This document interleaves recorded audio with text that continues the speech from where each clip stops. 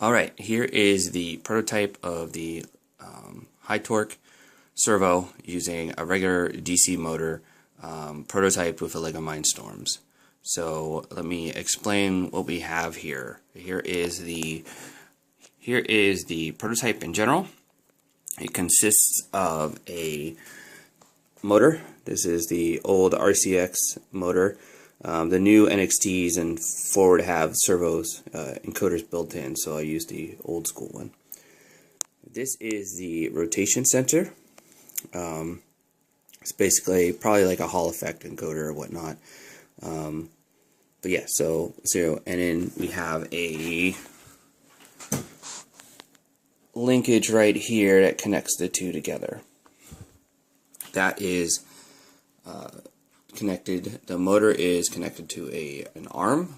This will let us know the position of the servo. And we have two touch sensors here that are used for calibration. Also, we can kind of consider it end stops. So let me run the program here, and I'll explain what's going to happen.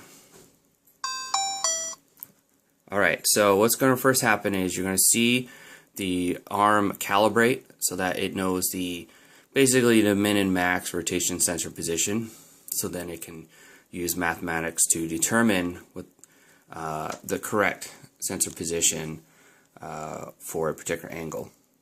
Then what it's going to do is it's going to go through a set of steps, basically count down from 180 to 0, using an increment of 5, and it will try to move the arm to that position. Now this isn't very high frequency, high tech equipment, so I get about a 1 to 2 degree error on the position, but it's good enough for prototyping. So let's run it here.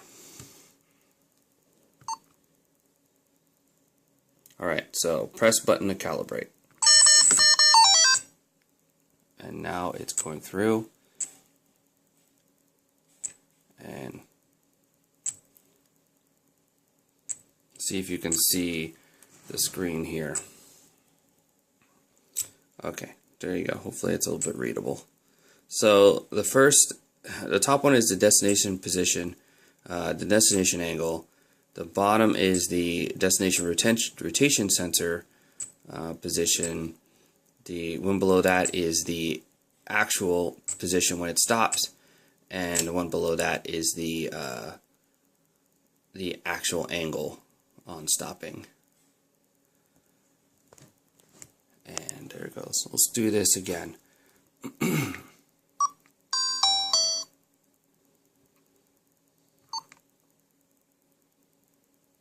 Alright, I'm going to calibrate, and you can watch it calibrate.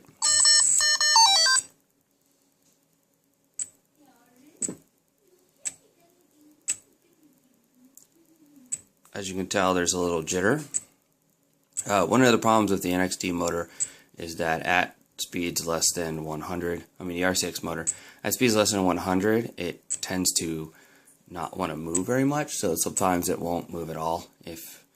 But if you go too fast, then it's too fast for the rotation sensor to catch up.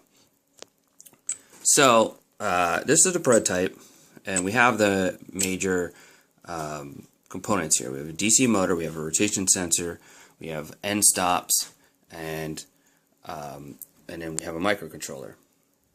So the real thing is going to have a pretty hefty motor, say like a wheelchair motor, a potentiometer, because I'm going to have a limited range of 180 degrees, so I'll use a potentiometer, which is much more less prone to drift and much more accurate than, say, than this rotation sensor. And then I'll have an end stops, just for safety reasons, but probably won't need them since we know the kind of the absolutes of the potentiometer. And then on that will be our Arduino Nano and a, say, HP25 motor controller, all integrated in one package. So those cost components, particularly because I got the wheelchair motors for free, The Arduino Nano clone's about $10. Motor controllers another $40.